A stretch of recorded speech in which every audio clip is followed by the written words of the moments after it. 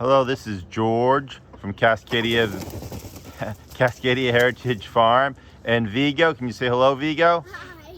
And what do we have in the tree, Viggo? Chickens. Chickens. And we also have a peacock, right? Yep.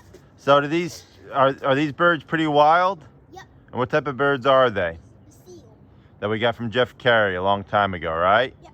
We've had these birds breeding on our property fairly wild for about 4 years. Yes. And 4 to 5. yep, and the peacock is a wild peacock too. But these birds that are wild, what about the ones up front? So how did they start off, the ones in the trees in the front? What do you want? Tell us about the hen, please. The hen made her own flock in the front. How did she do that? She had her own daughter, her own daughter, her other own daughter, and her son. And did she breed with her son? Yep. So. And her son breed with her 2 daughters, Lazy Bone, a good hen, and another hen. Another hen. So that's called. Sister. Yep, interesting. So that's line breeding. So she actually created, like you're saying, her own flock, and I didn't know that until you told me that. Yeah, but I didn't know it either. I wasn't quite sure. Yeah, so she moved from the back here up to the front and created her own Yeah, flock. she was in the back.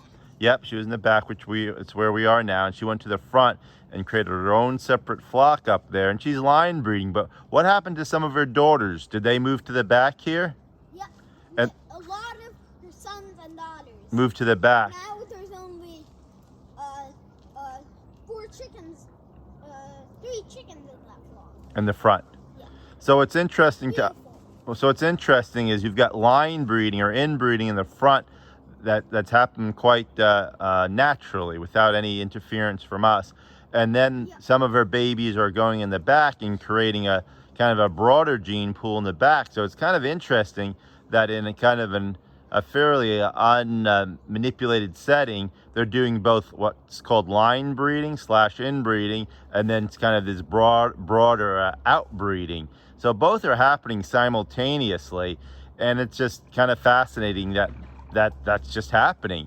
So we've learned a lot from these asils, right, Viggo? Yep. And we've learned that they're really vigorous, right? Mm-hmm. They have babies outside. They can forage by themselves. They can do all sorts of things with very little interference from us. Yes, definitely.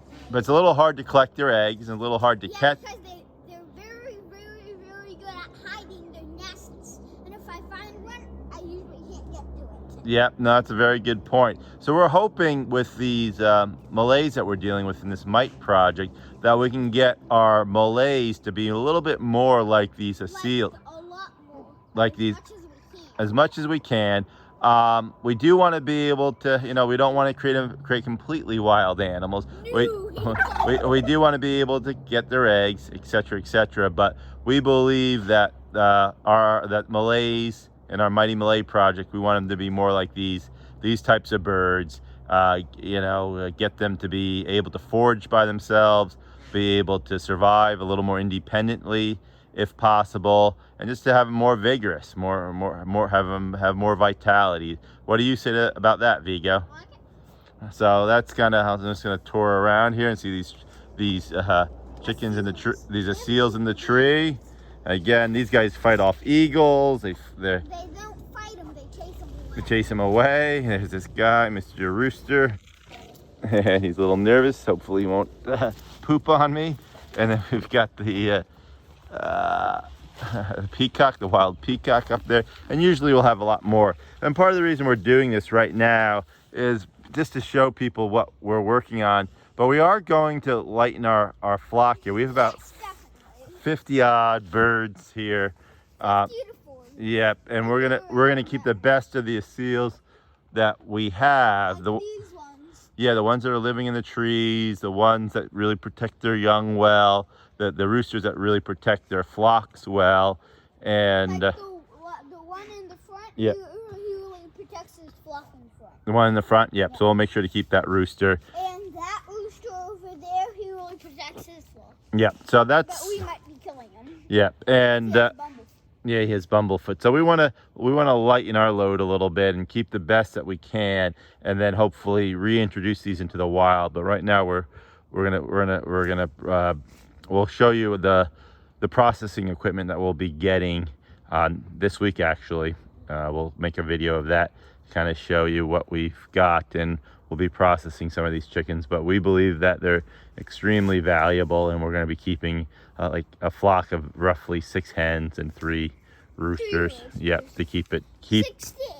Yep, to keep it going, because again, that vitality we believe is really important, and we're hoping to again get that or strive to attain that with our Mighty Malay project too. So we'll most likely be breeding to these asils or asils like these against our Malays to try to bring back that vitality to that breed, while still keeping a breed standard that we believe is appropriate for our Mighty Malays.